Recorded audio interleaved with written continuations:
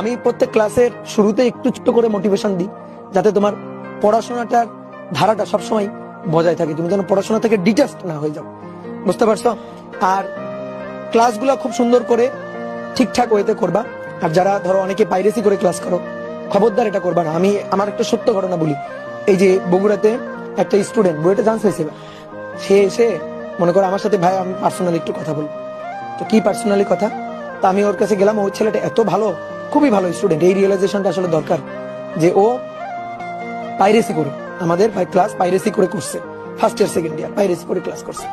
তো এইটা ওর মনে সবসময় যে চান্স পাইছি, তারপরে ভাই আমি একটা গিলটি ফিল হয়, আপনি ভাই আমাকে ক্ষমা করে দেন। তো এই যে দেখো, চান্স পাইছে বলে সামনে আসতে পারছে, কিন্তু তুমি যদি চান্স না পাইতে পারো, তুমি কিন্তু সামনে আসতে পারবে না। তো তোমার কিন্তু একটা মনের মধ্যে দেখবা এই একটা মানে অনুশোচনা বা একটা অপরাধ বোধ, এটা কিন্তু থাকবে।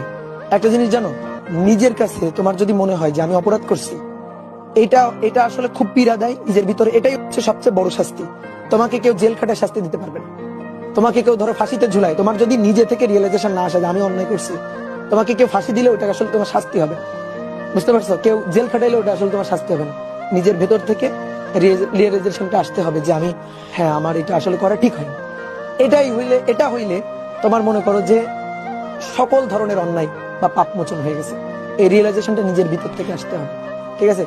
এবং মনে করো যে মানে উপর আলো তো আছে, অবশ্যই সৃষ্টিকর্তা সবকিছু দেখে, সৃষ্টিকর্তা সবকিছু জানে।